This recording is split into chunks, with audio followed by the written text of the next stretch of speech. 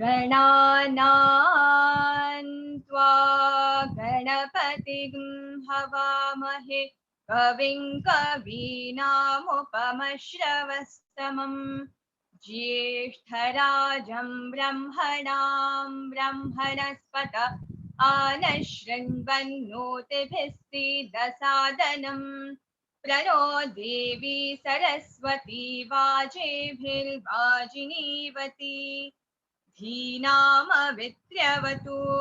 गणेशाय नमः सरस्वत्यै नमः श्रीगुरुभ्यो नमः हरिः ओम् साईश्वराय विद्महे सत्यदेवाय धीमहि तन्नः सर्वः प्रचोदयात् ॐ शान्ति शान्ति शान्तिः ॐ यश्छन्दसा मृषभो विश्वरूपः छन्दोभ्योऽध्यमृता सम्बभूव समेन्द्रो मेधया शृणोतु अमृतस्य देवधारणो भूयासम् शरीरं मे विचर्षणम् जिह्वा मे मधुमत्तमा कर्णाभ्यां भूरिविश्रुवम् ब्रह्मणः कोशोऽसि मेधया पिहितः श्रुतं मे गोपाय मेधादेवी जुषमाणा न आगा विश्वाची भद्रासु मनस्य माना त्वया जुष्टानुदमाना दुरुक्तान् बृहद्वदेम विदथे सुवीराः त्वया जुष्टऋषिर्भवति देवि त्वया ब्रह्मा गतश्रीरुतत्वया त्वया जुष्टश्चित्रं विन्दते वसुसानो जुषस्वद्रविणो न मेधे मेधाम इन्द्रो ददातु मेधां देवी सरस्वती मेधां मे अश्विनावुभावा धत्तां पुष्करस्रजा अप्सरासु च या मेधा गन्धर्वेषु च यन्मनः दैवीं मेधा सरस्वती सा मां मेधासुरभिर्जुषता विस्वाहा आमां मेधासुरभिर्विश्वरूपा हिरण्यवर्णा जगती जगम्या ऊर्जस्वती पयसा पिन्वमाना सा मां मेधासु प्रतीकाजुषन्ताम्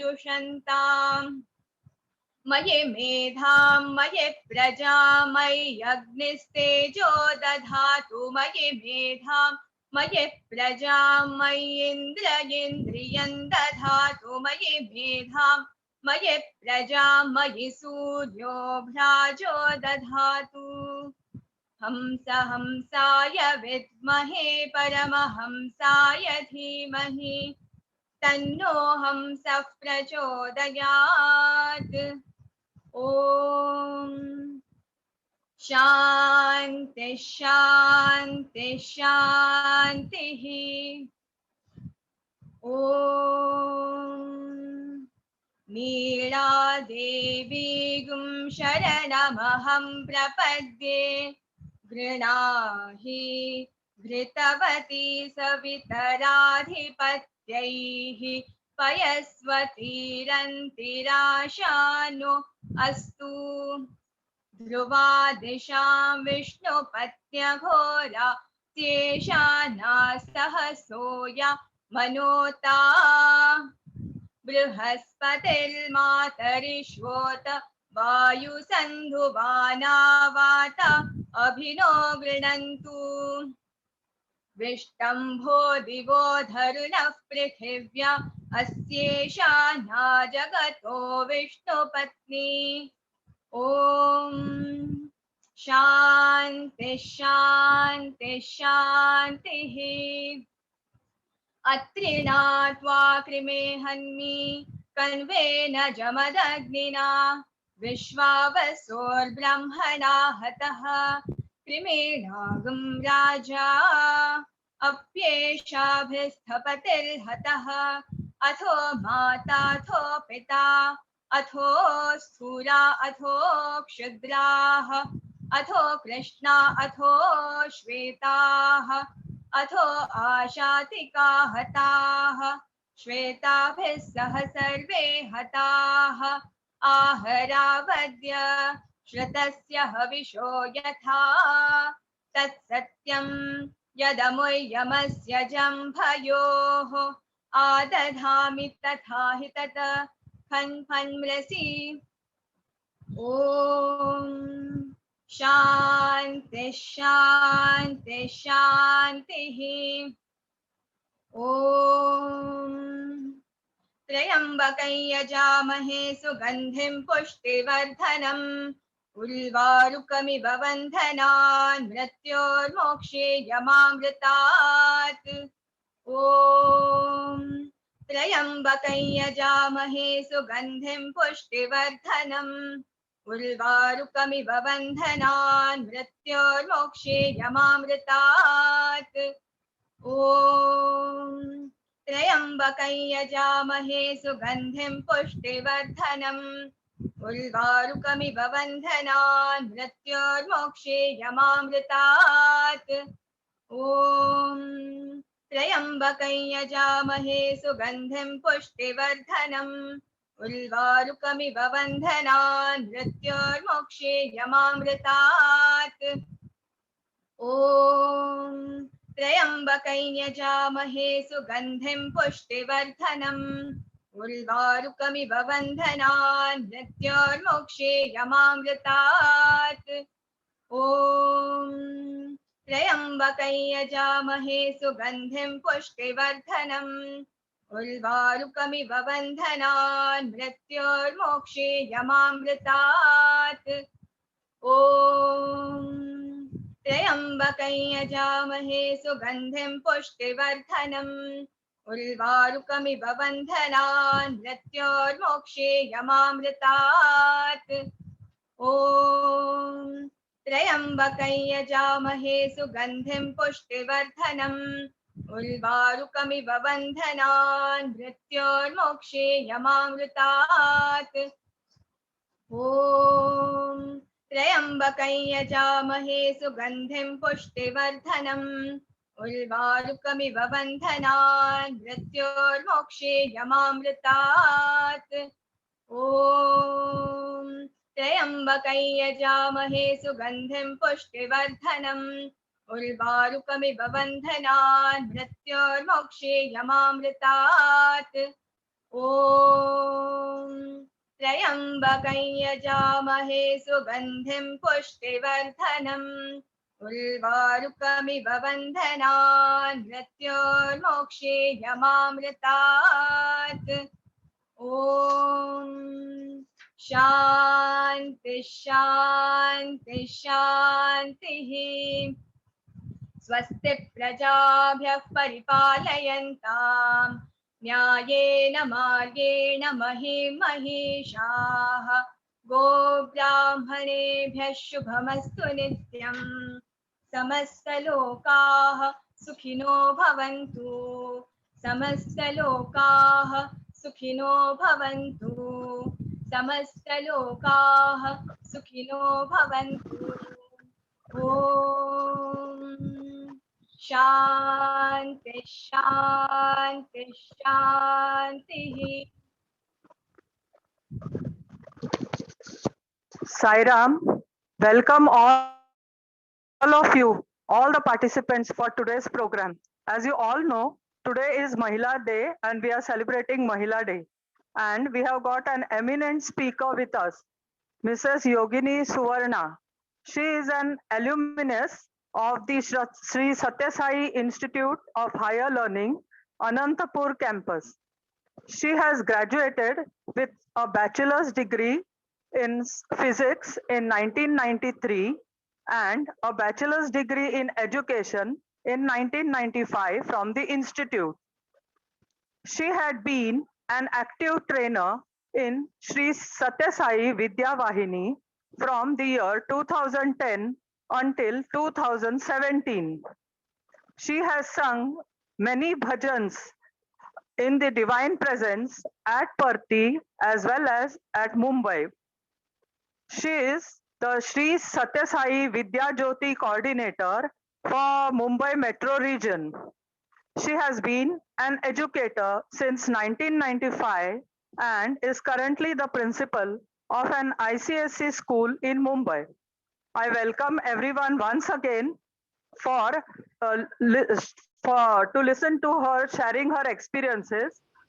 And also, I welcome Mrs. Yogini Suvarna to take over from here. Sai Ram. My loving Sai Ram to everyone here. Pranams at the lotus feet of my most beloved Bhagwan, who is residing in the heart of each and every listener here. Firstly,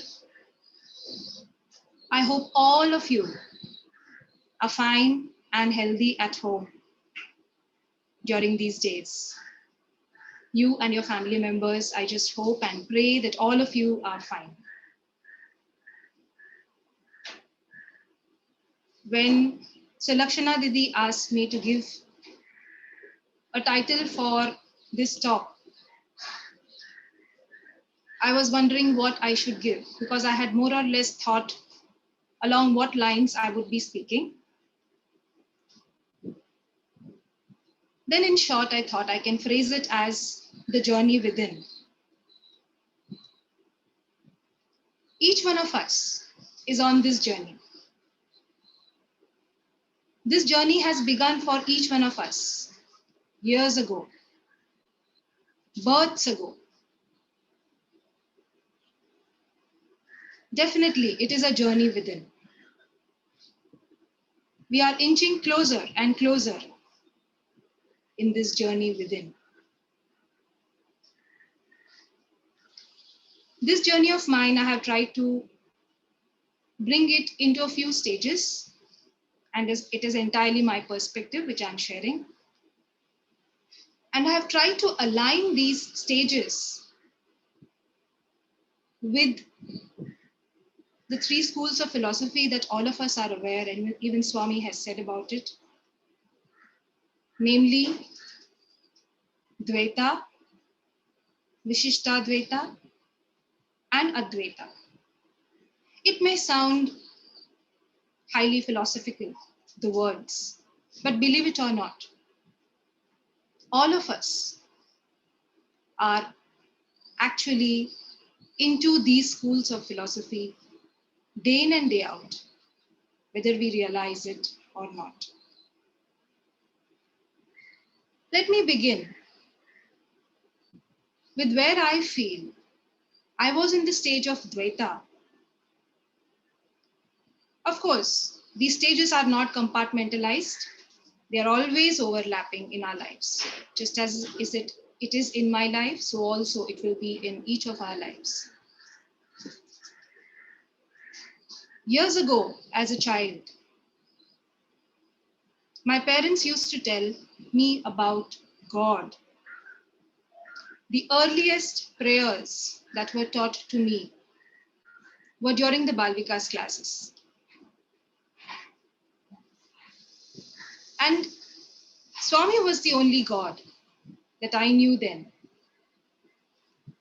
Of course, we have been also taught to worship the various deities at home, as a child, the various forms of the Lord that we believe in, Ganapati, Rama, Krishna, Hanuman, Shiva, so many. And as children, we were told about the unique powers of each of these deities, which we even believe today.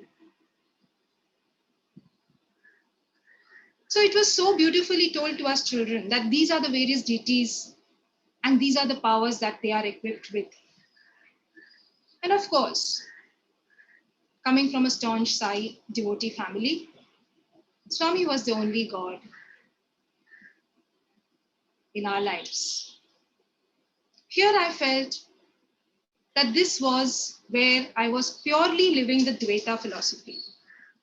And though I have studied in my Pre-Sevadal, that is when I was a Pre-Sevadal student long, long ago, and also later on again, when Swami had conducted the summer course for all of us, all these philosophies, we used to have eminent speakers telling us in depth about each of these philosophies.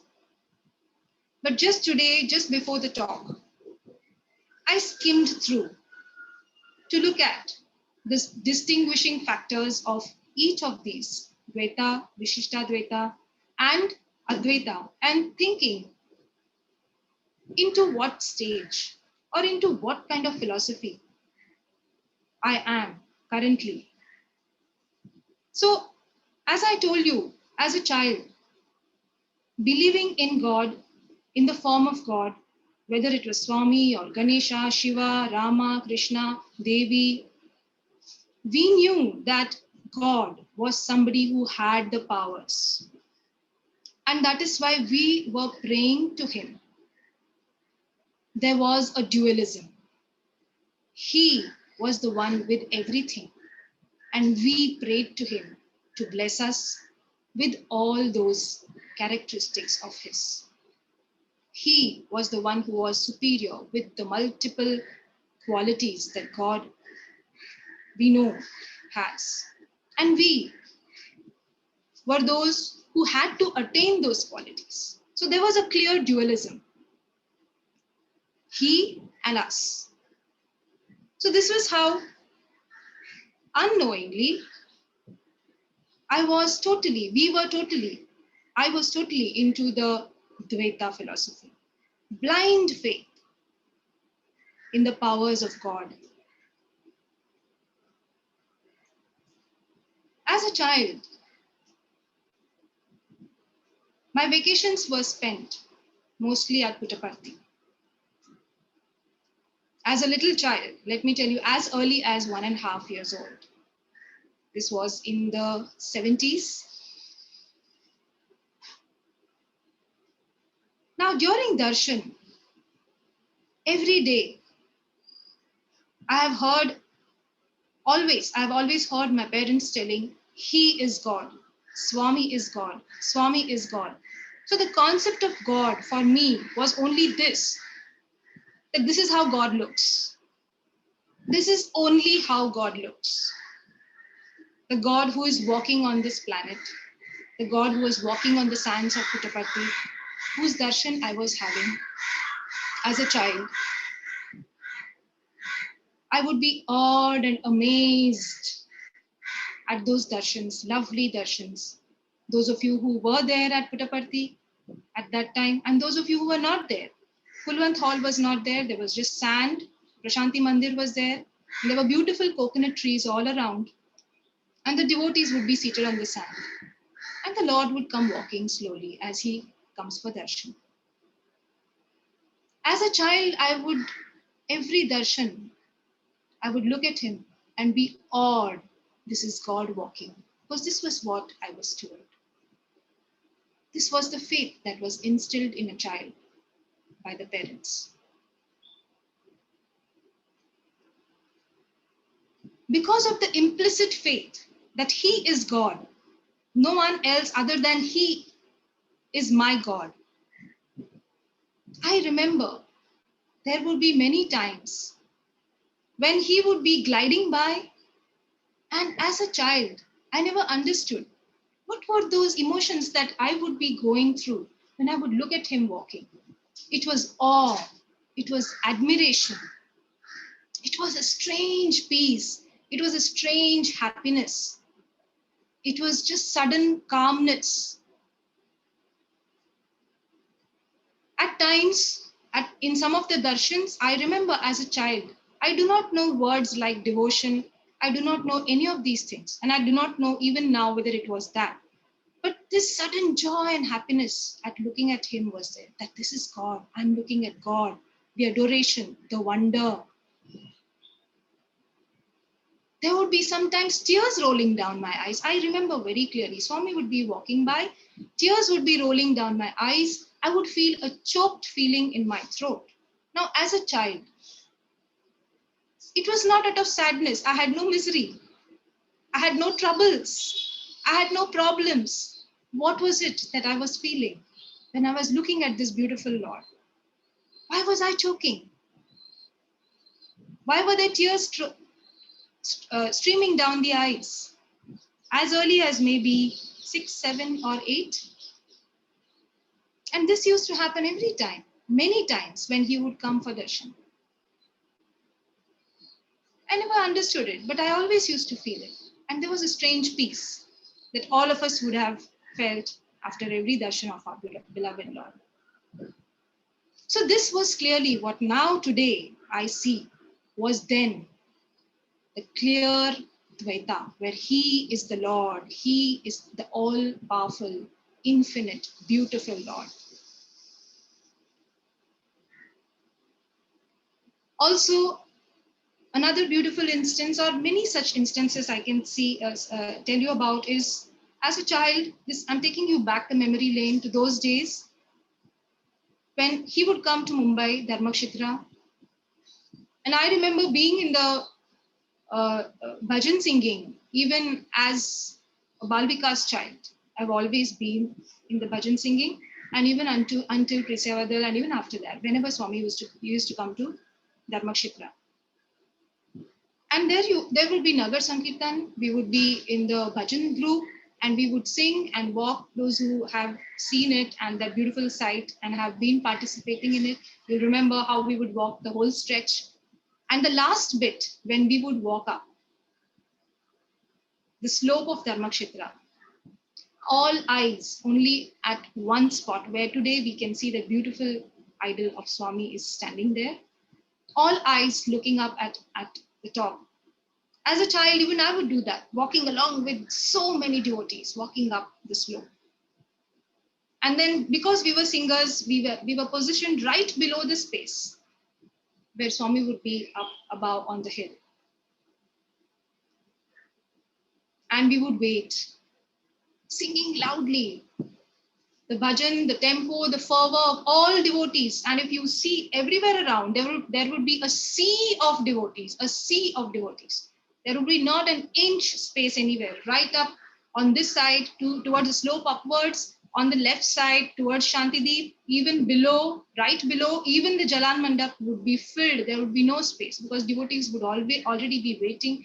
And it was such a beautiful atmosphere to look. And then the sky would color as the sun would come out. These are my memories, because again, I'm recalling, these are the beautiful memories of the Lord and his devotee. Not me alone, the Lord and his devotee, everyone else. And then the sky would color up the beautiful colors of the sky, pinks, purples, oranges. And against that wonderful backdrop, as we all sing with devotional fervor, everyone loudly with all the music, slowly Swami would come gliding by. First, we would just see inches of his hair. How eager every eye would be looking on top, eager to see when would we see the first sight of the first hair. And then we'd see his hair, then his face, then his whole self, and he would come slowly looking down at all his loving devotees with the most compassionate eyes. And he would come and stand there, sometimes for one more bhajan, sometimes that would be the last bhajan. And if you remember, Swami would stay for long stretches, sometimes 10 to 15 days.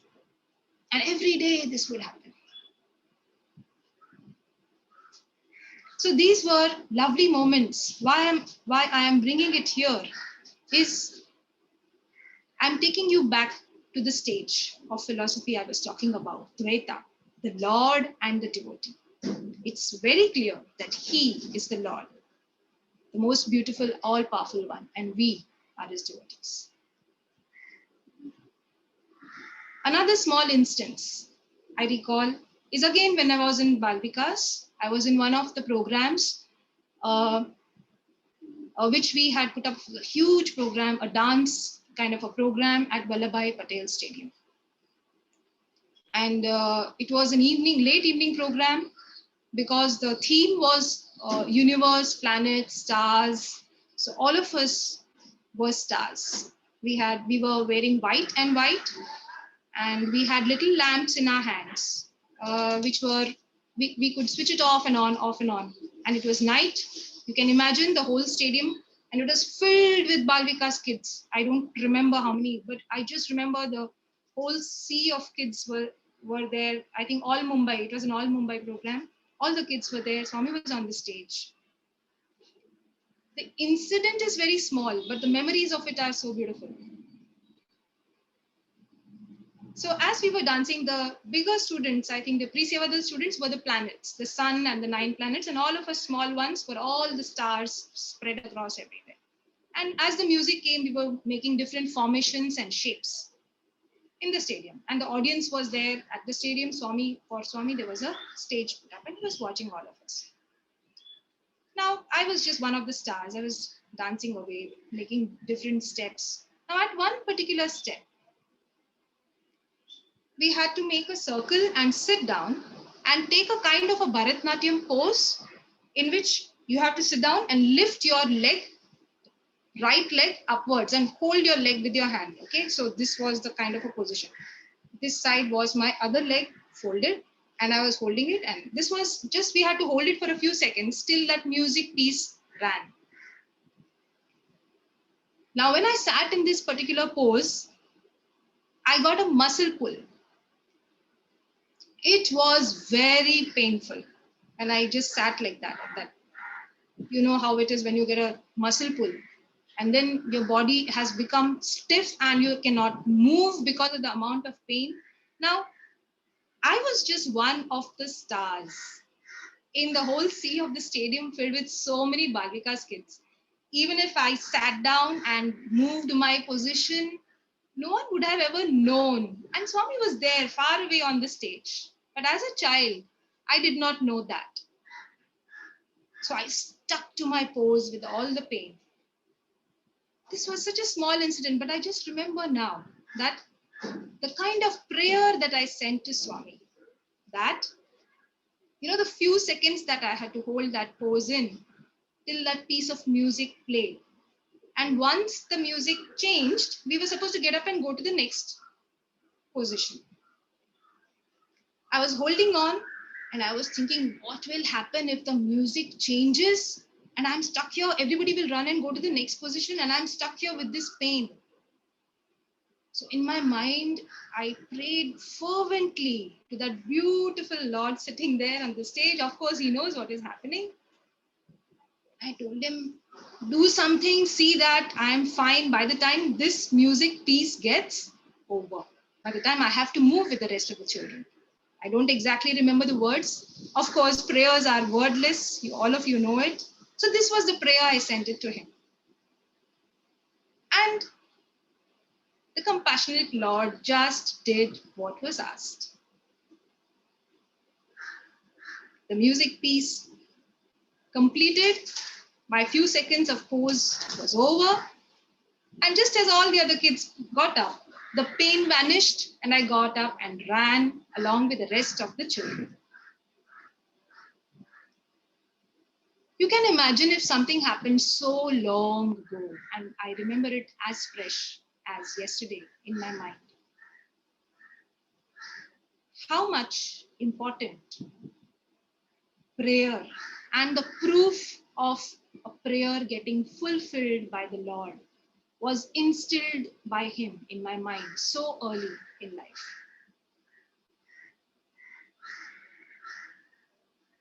I just wish all the children today are blessed with this faith early in life, that you pray fervently and you know he listens to you. You pray in a way that you know that he listens to you.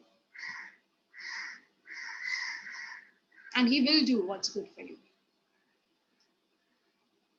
So here again, taking you back, he was the Lord, he was the all-powerful one. I had to pray out to him, and he blessed the situation to normalcy, and I moved on forward. So this was another example of taking you back to the Dvaita philosophy.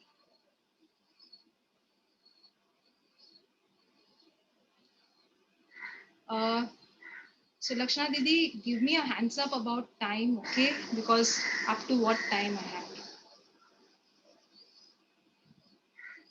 Okay. Okay, thank you. Yeah. Sir.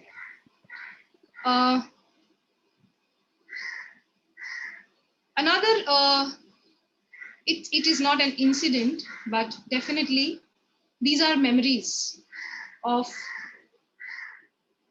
early childhood. Early meaning now I was maybe 12-ish, 13. And then the institute was being built, Sri Sathya Sai Institute of Higher Learning. The construction work began. It was, I think I was just 7 or 8 at that time. Construction work began. The road was being laid. It was just a normal hill. So first the mud road was being made. And there was a lot of work. It took a lot of time to do that entire stretch and also the construction work. And in our vacation, I remember every day, my parents, me and my younger sister, we would go up to a point where, you know, in every mountain, at the curve, the car goes slow, right? So we would go up and wait at the curve as a family. Of course, there would be a few other devotees spread out. It's a long path, right, to go right up to the top. And Swami would come every day, almost every day, to see the progress of the work.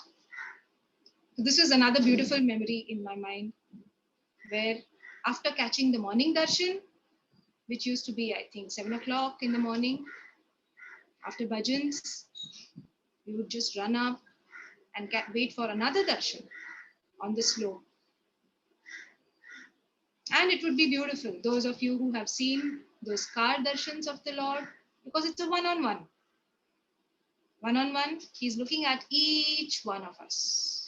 Each one of us. His eyes and your eyes meet. So these were some of the most cherished. There's nothing miraculous happening there, but this is a miracle itself where he looks at you, right? Today it's a miracle. So these are the beautiful memories I have of, you know, the awe. Why I'm bringing this example again is we were in awe, waiting for him. The Lord and the devotee. The Lord and the devotee. He was the only most important person in our family, none else. Everything else was mundane. This was all more or less Dvaita. Now I take you slowly to my early teens. That is when I was in standard maybe 9 or 10, wherein there used to be questions creeping in my mind slowly. Parents have told me, he is God. I have believed and I have experienced that too. Though I don't know what God means, but I've experienced that too. But then by the time I am in 8th, 9th, 10th, at that age, I start getting questions in my mind. If he is God, why is he God only for us? None of the children in my school know about him. None of the rest of the members in the society where we stayed, they know about him, but they don't look at him the same way as we used to look at him, with all wonder and awe and devotion. So the question came to me at that time, is he God? Of course, these were not questions I have discussed at that time with anyone, but it was not a serious doubt as such, because I have experienced all the other beautiful aspects of darshan with him. But these questions used to come once in a while. Is he God? If he's God, why doesn't the whole world know it? My neighbors, my school friends, nobody knows that. But it was a very temporary phase. And then my parents inspired me to, they had been always inspiring me to study at his school.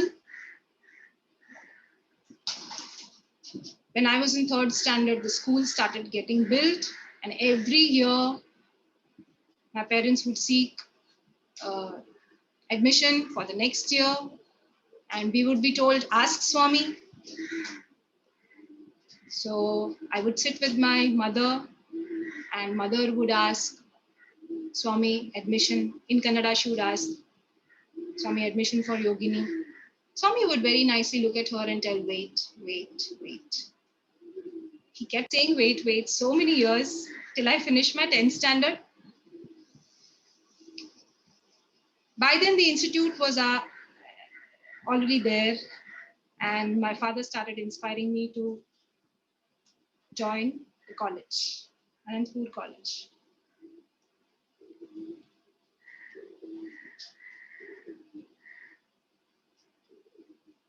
Once I got into the college, there was nothing else more important in our life than Swami.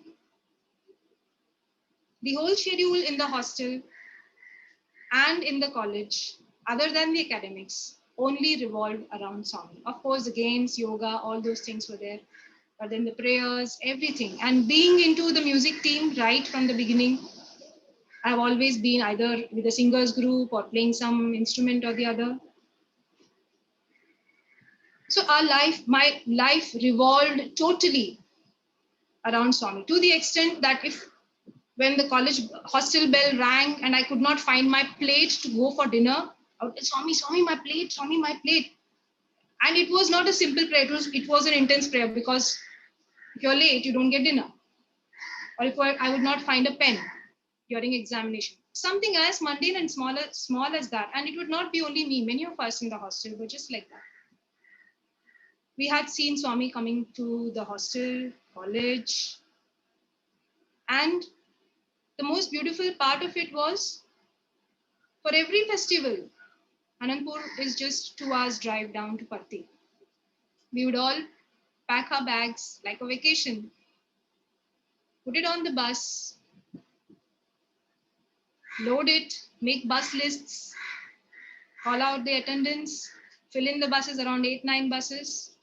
And all of us, we would go to Puttaparthi, singing throughout the way, bhajans, 2 hours bhajans. Our throats would be hoarse by the time we used to reach Puttaparthi. So this was a way in which we spent our time. Our life totally revolved around Swami. Many of the festivals in those days, he would always distribute something with his own hands. We would always sit in 2 rows, and he would come and distribute with his own hands. It would be either sweets, or if it was around birthday time, he would give saris. Every year that I've studied in the college, I would have at minimum 1 sari. And it was beautiful getting the sari and the Padma Namaskar from him. We took everything for granted at that time. Everything for granted at that time. Little did we know that soon, just in a matter of 5 to 7 years, he would distance himself so much. So these were the wonderful times. One small, it's not a miracle, but it's a beautiful moment that I had with the Lord was, I think I was in my B.Ed, and one of the teachers, because B.Eds are seniors, B.Eds and postgraduates are seniors, so one of the teachers asked me to hold the entire pile of saris for Swami to be taking and distributing to the rest of the girls. Now, Swami, in some of the rows, I would be walking backwards. Swami would be walking forwards. Okay, and he's distributing saris. I would be walking forwards, backwards. He would give the saris. And in some of the rows, after a turn, it would be the other way around. He would be walking backwards, and I would be walking forward. And you know, if you've seen Swami's robe, it's not up to the ankle, it flows to the ground. And it was an amazing moment to look at him holding the sari, to look at his eyes, to look at his feet, to also look what is happening, because he's constantly giving one, talking to somebody, talking to the other girl here. So constantly to be aware of what is happening, holding the sari, and also watching. It was amusing to see him when he would walk backwards and I would walk forwards. He would be stepping on his own robe. I was just worried that he wouldn't trip. He would trip. He would step on his own robe and then be carefully. So this used to go on. And sometimes when the last sari was there, I just remember once when he pulled the last sari beautifully, his beautiful hands touched my hands. So this is another lovely memory during college days. Other than this, of course, every time when we would sing bhajans, every Akhand bhajan, every Shivratri bhajan, at that time we did not have batch system for singers like we have today. If you are the instrument player and you are a batch of singers, the lead singers plus a small group of chorus singers, we had to continue for 24 hours.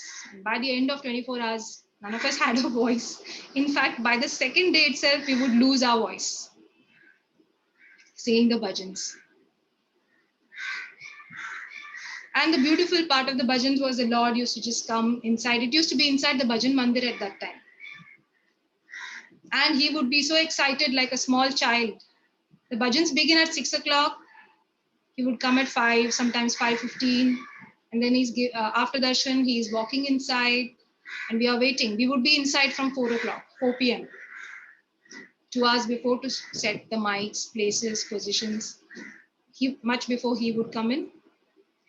And then he would come, he would look, he would just talk here, he would talk there. Those were just beautiful moments where we would bask in his darshan. He would walk down the aisle, and you know how it is when he walks. Every other face is looking at him. Folded hands, every face is looking at him. And then he walks down the aisle, he takes a round, he comes back again, and then he sits on the chair. We are waiting to begin. It's like a huge project for us, the Akhand Bhajan. We have our list of bhajans, the shrutis, the practices, everything.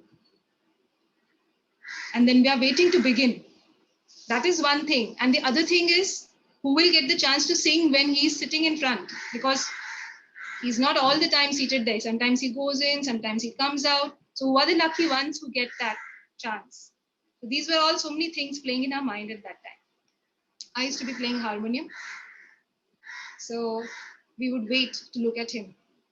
He would be seated there much before 6 o'clock. And inside the bhajan mandir, on the gents side and on the ladies side, the first pillar, there are 2 clocks, wall clocks. So he would look there like a small child waiting for it to be 6. He would look once at that clock and then at the other clock. He would look once at that clock and then at the other clock, as if the clocks have different time. And then he would look, he would talk to the boys, he would look here. It would be us just watching his every movement, nothing else. Our time just flew watching his every movement. That was beautiful. Of course, the bhajans began. Then when it is 6, he would give a small nod and the Ganesh bhajan would, Omkar would begin, the Ganesh bhajan would begin.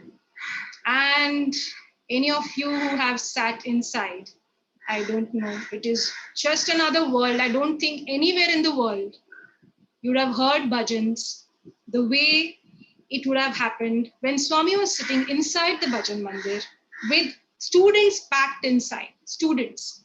On the boys' side, all the boy students, on the girl side, girl students. Loud singing and clapping. Anyone from anywhere can make out whether Swami is sitting in the bhajan hall just by the volume of singing and clapping. It would be so beautiful. And then we would wait.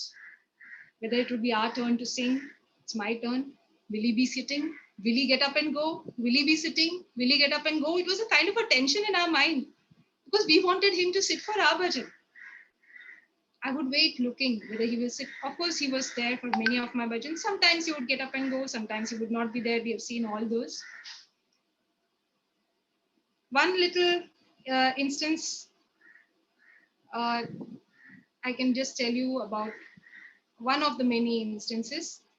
It was my turn to sing and I was with the harmonium. And Swami just got up and was standing outside the first door. And he was facing the devotees outside, but you could see him from inside here.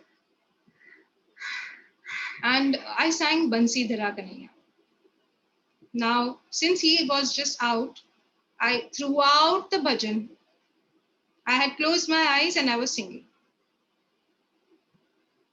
And this is something small and nice. And afterwards, Pushpa ma'am, she was our warden then, and she was also in charge for the bhajans for the ladies' side. After I finished my bhajan, Swami, of course, he was there for quite some time for my bhajan, and then he moved. So she told me, Yogini, you know something? When you were singing Bansi Dhara Kanhaiya, Swami had put his hands behind and he was swaying this way, this way. He was enjoying the bhajan.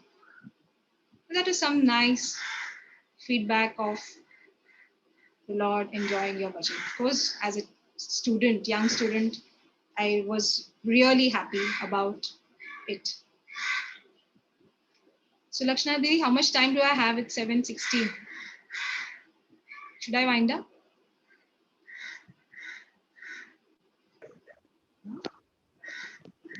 You can continue whatever you have prepared. No, I will take too long. If you'll have to tell me, maybe 5 minutes, 10 minutes, then I'll wind up.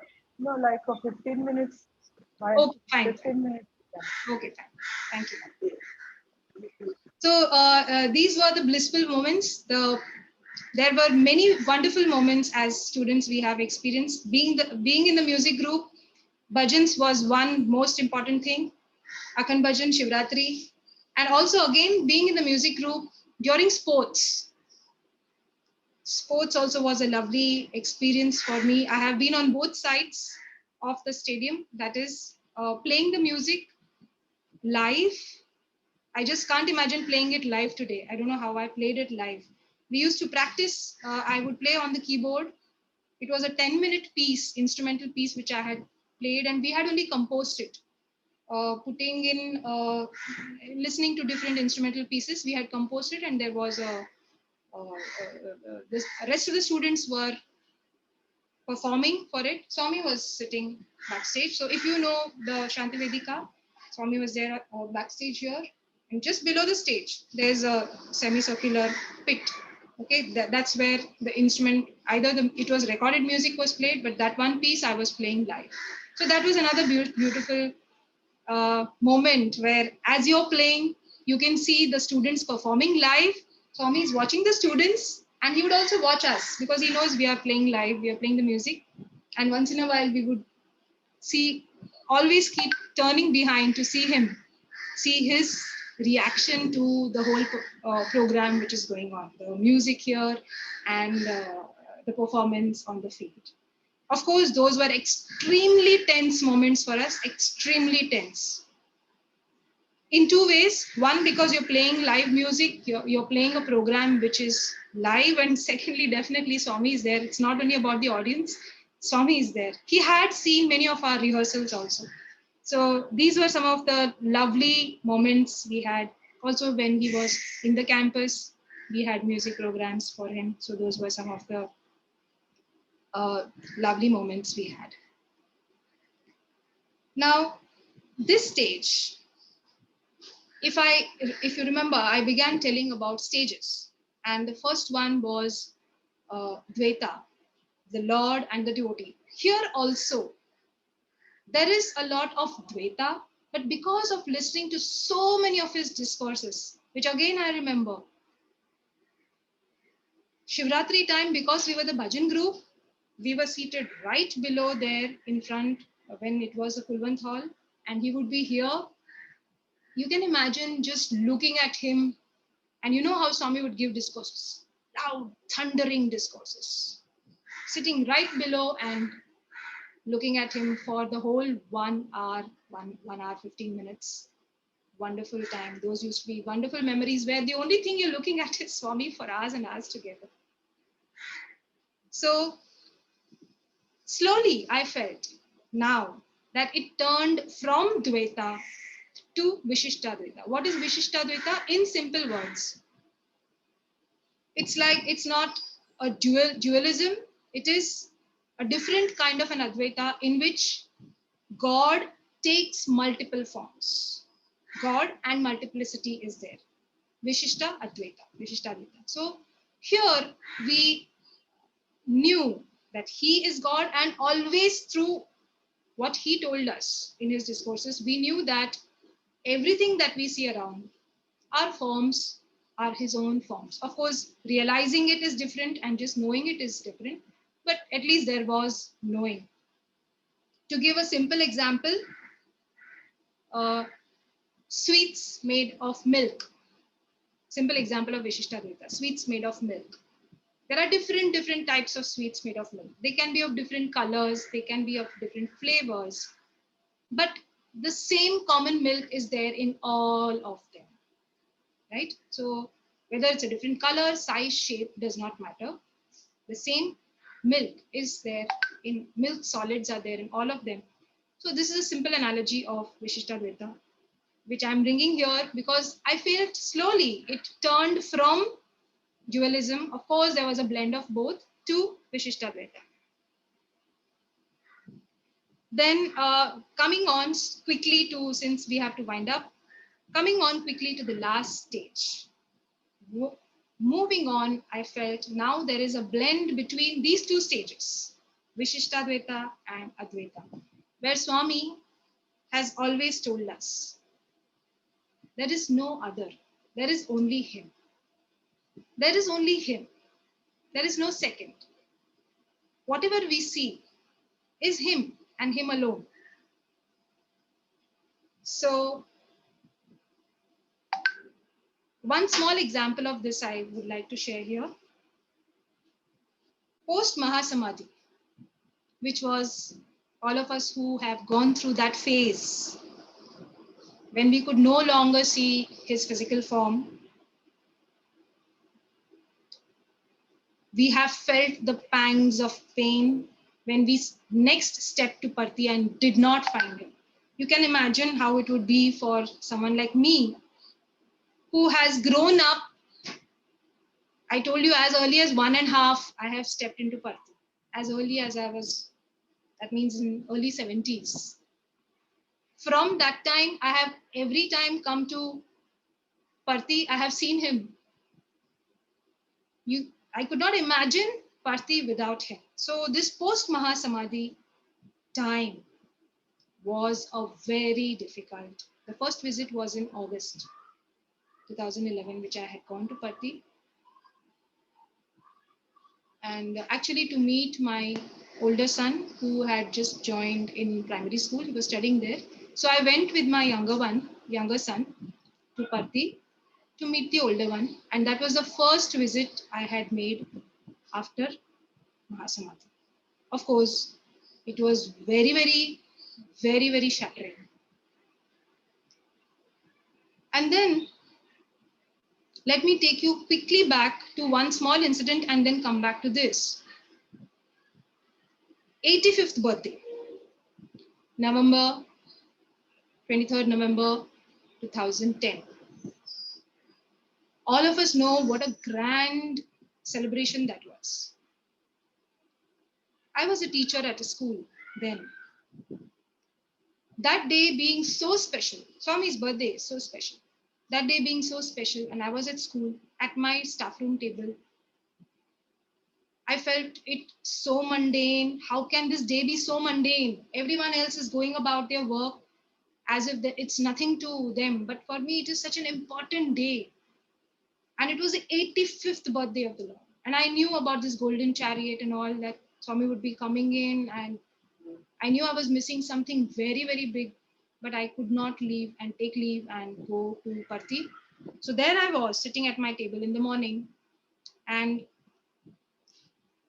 feeling so dejected that why am I not at Puttaparthi?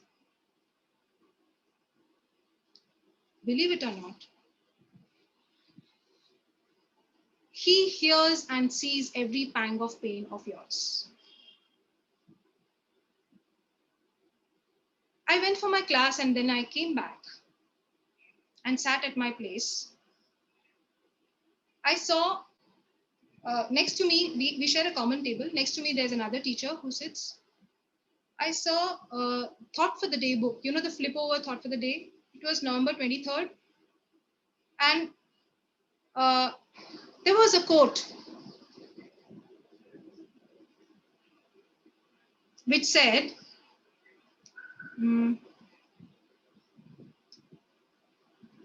okay, I'm mixing up, I'm mixing up two things.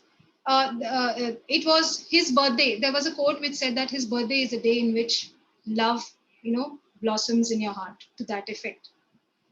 So I was wondering, how come this book came, this calendar came on my table? How did it come there? I did not bring it. And November 23rd, his birthday, why would my colleague keep this calendar there on this particular day? I was confused. And I asked her, is this yours? So she said, yes, it is mine. I said, where did you get it? Because she does not believe in Swami, nor does know anything more about Swami. We never discussed Swami at all. So she said, my mother gave it to me. So I said, how did your mother get it? She said, somebody had come to visit her mother from Gujarat and they gave her this book.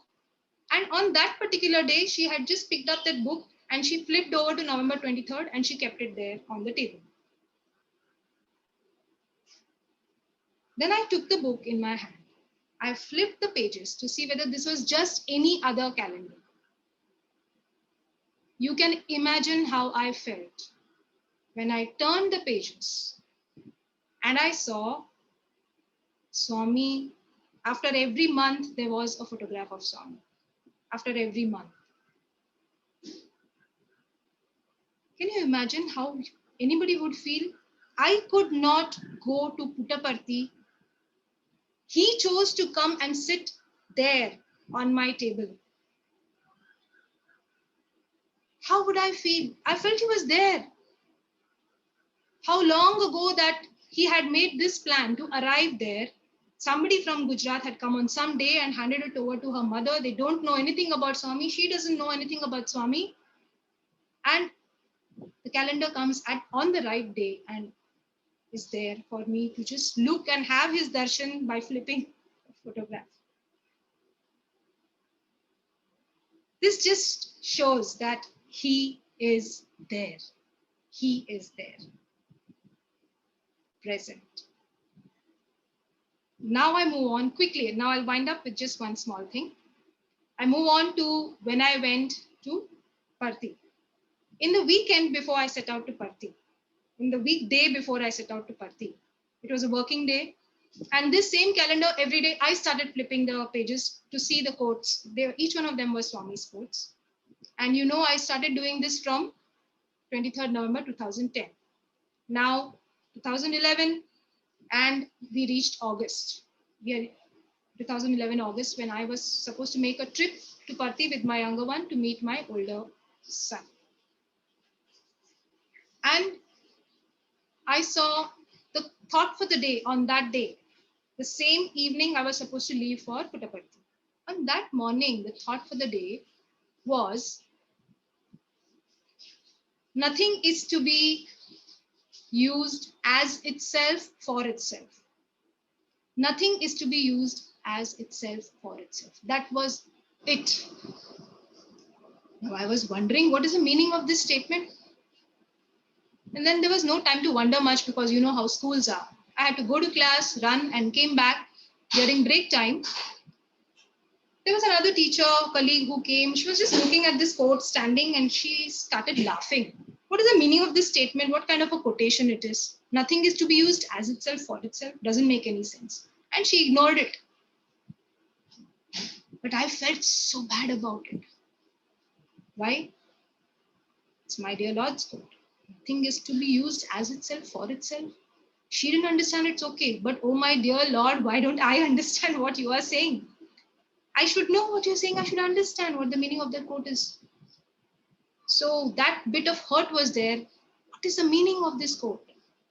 And that I didn't understand it. The same weekend, I took my younger one. We traveled by train to Parthi. And it was only a weekend trip because Monday is again school. And Sunday, I took this fellow, my younger one, he must be around 6 years old. I took him to the library, the Books and Publications Trust library after morning Bhajan and Darshan. You know, it was my first visit after Mahasamadhi. That emptiness, big emptiness was there. And with that big emptiness, I did not feel like doing anything. I wanted this fellow to read some storybooks and I just wanted to sit there. So I sat there at the table. I gave him some storybooks.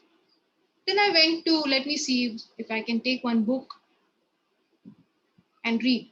So I went to the racks and randomly, without even seeing what book I'm going to read, usually we see the name of the author, the name of the book. We see whether we like it. Then we go and settle down to start reading it, right? But I just picked this up and came to my table, sat, opened the very first page and started reading it. The first paragraph was written, something was written by the author. And the next entire paragraph was a quote from Swami. I read the whole paragraph. In that was this statement: nothing is to be used as itself for itself. You can imagine the shock I would feel when I was sitting morosely over there, thinking that Swami has left us, he has gone, he's no more there with us. And I had felt this just the weekend before setting out for Parthi. And here, he is giving the explanation for the question I had thrown at him. What is the meaning of this? Why don't I understand what you're saying? The whole quote in simple words is this. I have it written somewhere. I do not have it right now. In simple words, he says that everything that is done by him alone. We know it. He alone executes. He is the doer. He is the one who is even the person who is taking part in the action. He is the action itself. He is every bit of it. He is the one who executes everything. And therefore, nothing is to be done as itself for itself. Everything that we do should be done to manifest the divine within us. Everything. That was the completion of that entire message, of which one line had been put in that calendar, whose meaning I had not understood. And now so beautifully, it was explaining, he was explaining, it was his quote, in which the whole paragraph from which this one line was picked was there. And it was written, nothing is to be used. He is the one who is executing everything. Nothing is to be used as itself for itself. Everything that we do should be done for the manifestation of the divine within us.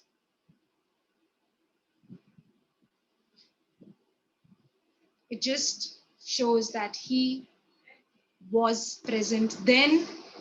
I just felt that he was there. He opened the book and showed it to me for me to understand that one simple statement.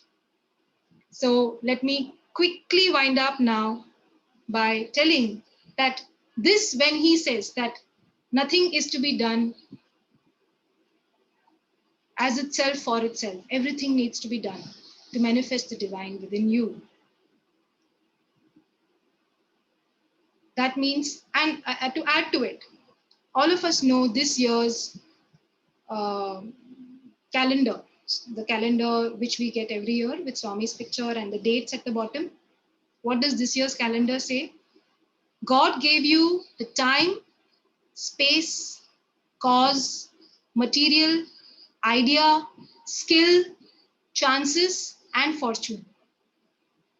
Why should you feel as if you are the doer? Again, I'm repeating. God gave you the time, space, cause, material, idea, skill, chances, and fortune. Why should you feel as if you are the doer? So if there is no doer, there is only him. If there is only him, I'm taking you back, it's Advaita. There is only him. So this was the message beautifully he has conveyed to us. To sum it up, I'm again going back to recollect that all of us at some stage or the other in our life have seen and experienced all these different types of philosophies. They are not philosophies. They are part of our life. They are part of our life. It is totally up to us whether we want to step into the KG stage or move on to standard 1 or standard 5 or standard 9, or we want to graduate, we want to move up in our journey and find out that finally the journey is nowhere, but the journey is within. You don't have to go from anywhere to anywhere. You don't have to do anything because the journey is just here. It is just within. In fact, there is no journey.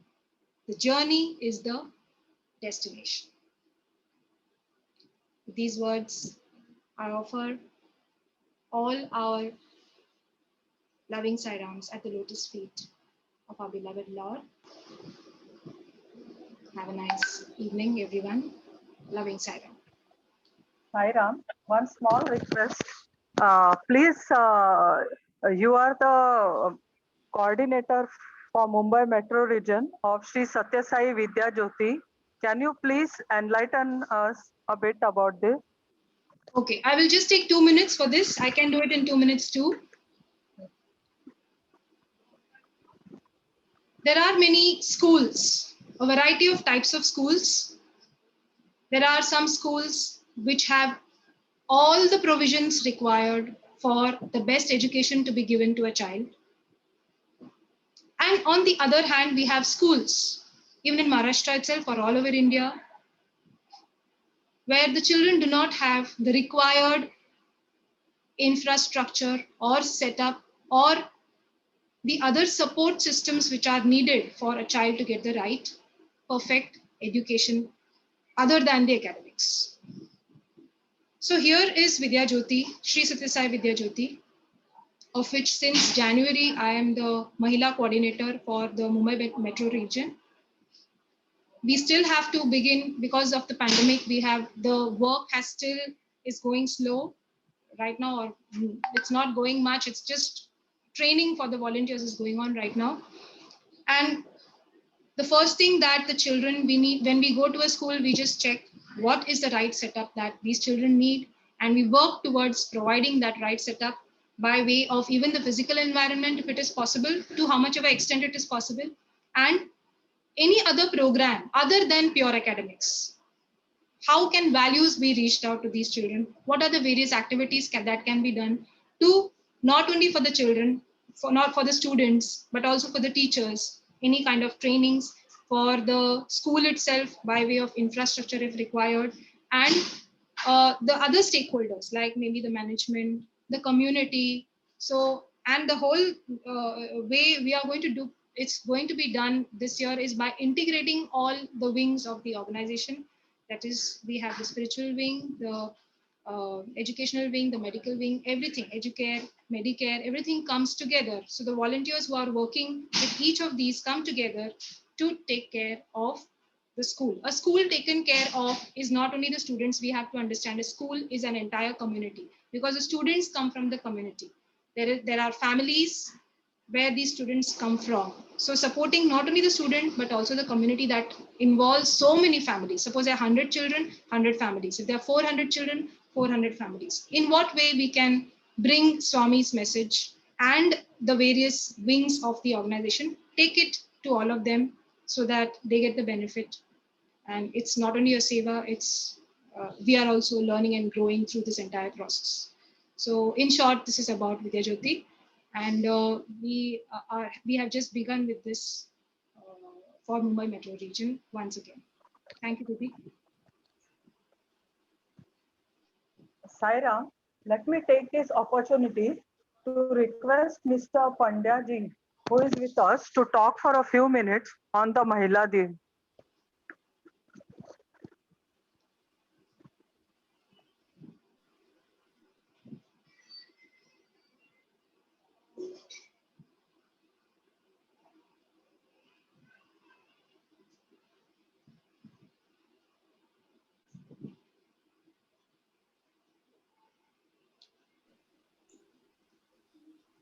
If he's present, he's Pandya. Yeah, come. Mrs. Kamla ji, please enlighten. Yeah.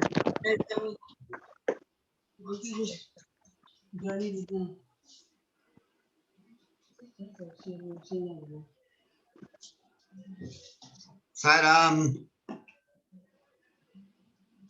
Sairam. Sairam, Yogini, can first you of all, please? yes, I will.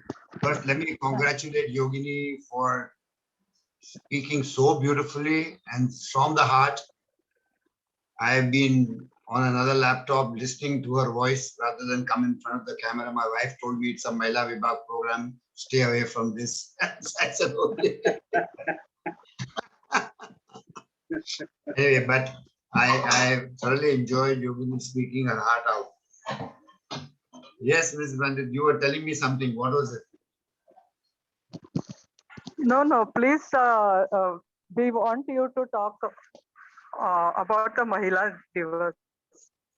Few Mahilas, words. yeah, okay, sure. I have always been a great votary and a great admirer of the entire Mahila Vibhag of the Satsai organization in India, because I have personally seen over the years how much effort that the Mahilas have taken in terms of sustaining this organization for 50 years. And I don't find anything surprising about it, because our master Bhagwan himself has shown that kind of confidence in all our sisters who are part of this. I always say that if you take the example of Bhagwan, which is our benchmark, which is our guiding post, and which is our guiding light, in the entire sojourn of Bhagwan as an avatar on this face of this earth, he has the very first act which he did of segregating men and women was always a question in my mind as to why would he do this? Is this something which is archaic? Is this something which is not in sync with modern times?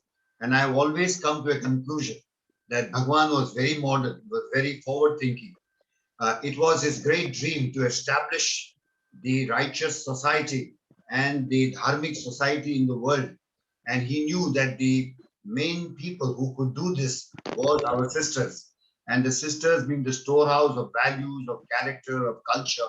The woman, as in her various varied roles, as a sister, as a mother-in-law, as a daughter-in-law, the focus of a family as a unit was Bhagwan's mainstay.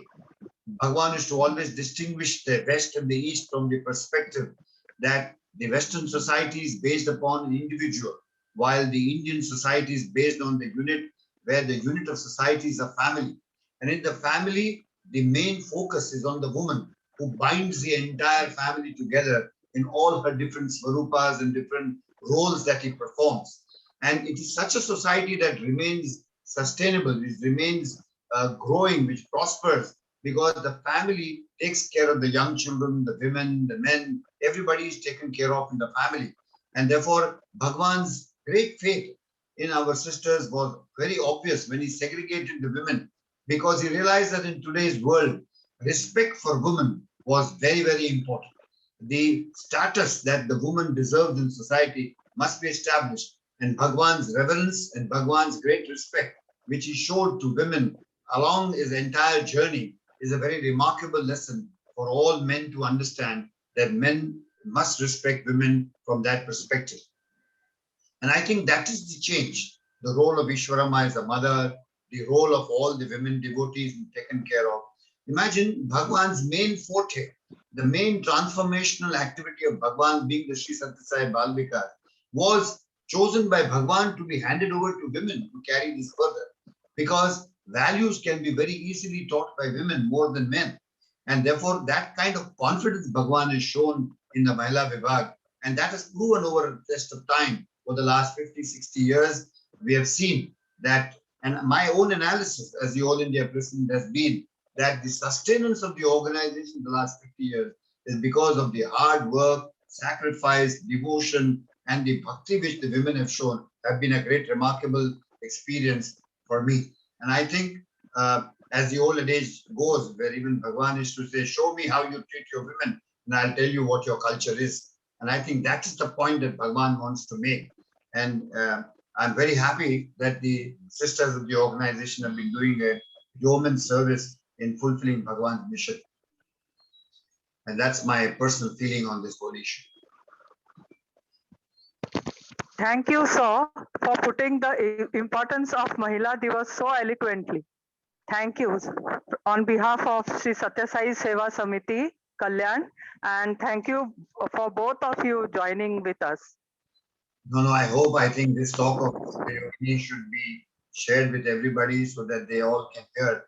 And it's always a pleasure to, and I would congratulate the Kalyan Samiti also, yourself, Brother Tiwari, for always bringing up good people to come and talk at various sessions like this. It's a great effort that you all do, and I congratulate all of you. Thank you, sir. Thank you. I take this opportunity to thank Mrs. Yogini on behalf of Sri Sathya Sai Seva Samiti Kalyan. I thank her for sharing with us such wonderful experiences, and she kept us glued to our seats. It was a very wonderful evening, and for a long time, we'll be remembering all the experiences that she has told us today. Sairam, and she so beautifully explained her inward journey with Sai. So thank you once again, Mrs. Yogini ji, for giving us such a wonderful evening and sharing all your experiences with us. It was actually means moving in front of our eyes. We could feel that it was all real. Sai Ram, the sky and everything which you described, it came in front of my eyes. I could actually see that in my vision. Like, thanks a lot. Yeah, we all seen a young yogini grow into a young lady and a great principal and a great teacher. The journey for us also is a great journey to see how Bhagwan has groomed her into such a lovely human being.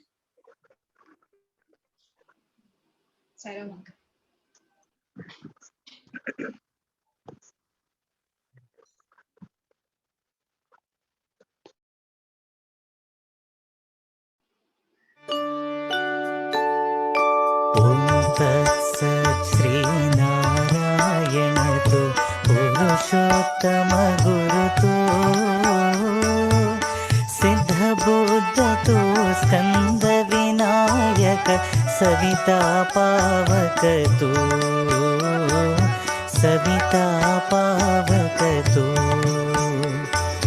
ब्रह्ममजतो यहवशक्तितो येषु पिता प्रभुतो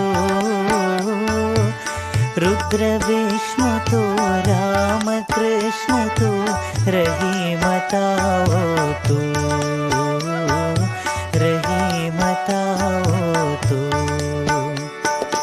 वासुदेव स्वरूप तू चिदानंद हरि तू अद्वितीय तू अकाल निर्भय आत्मलिंग शिव तू आत्मलिंग शिव तू आत्मलिंग शिव तू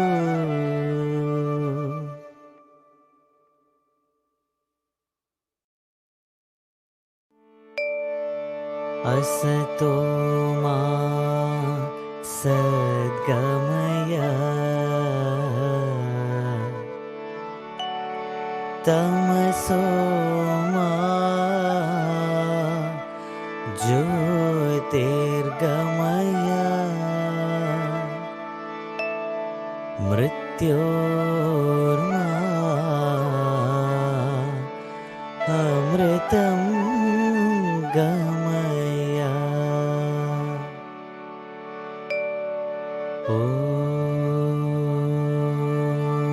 ॐ शान्ति शान्ति शान्तिः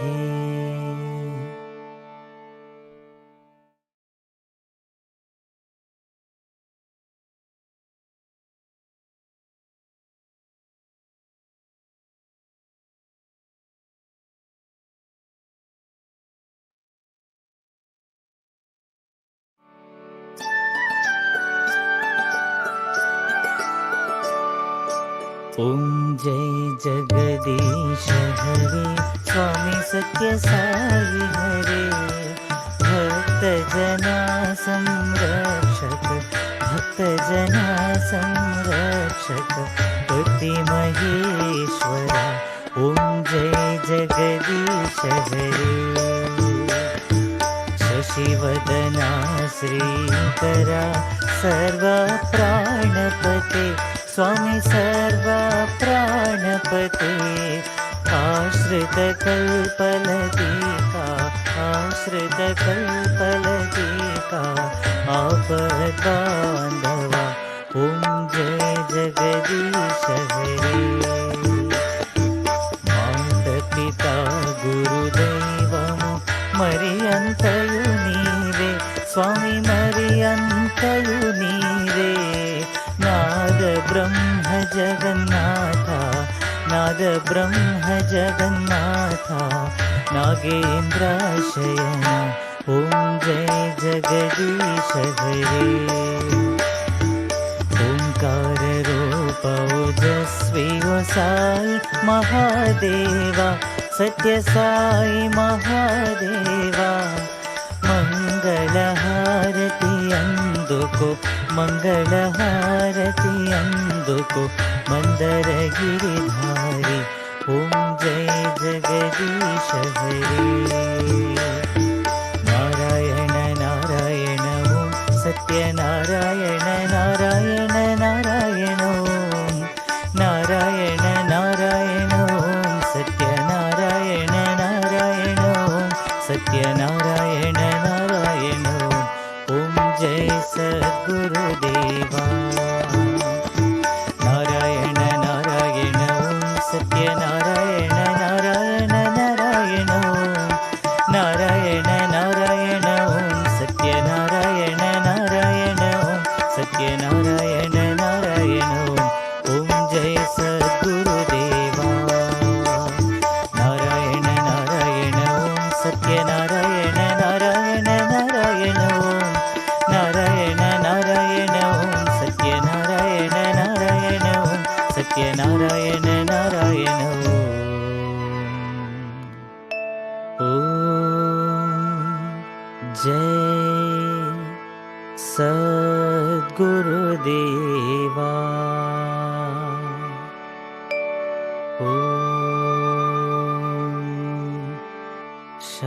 शांति शांति शांति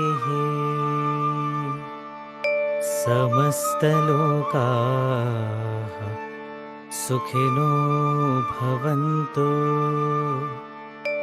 समस्तलोकाः सुखिनो भवन्तु समस्तलोकाः सुखिनो भवन्तु ॐ शान्ति शान्ति शान्तिः। जय बोलो भगवान श्री सत्य साई बाबा जी की जय।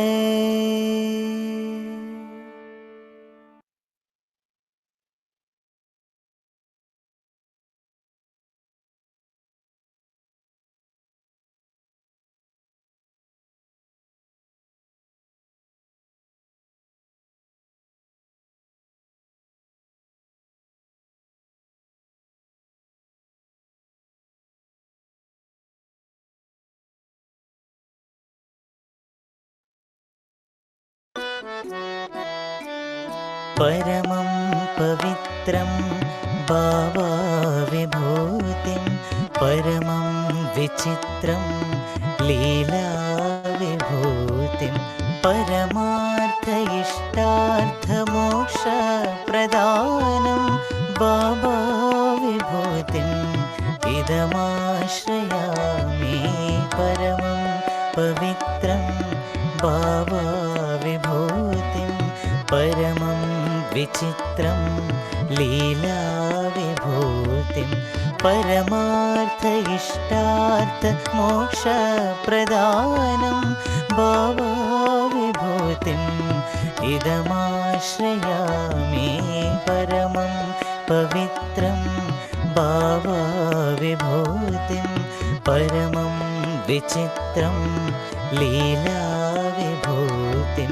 परमार्थ इष्टार्थमोक्षप्रदानं भावविभूतिम् इदमाश्रयामि भावविभूतिम् इदमाश्रयामि साई बाबा विभूतिम् इदमाश्रयामि।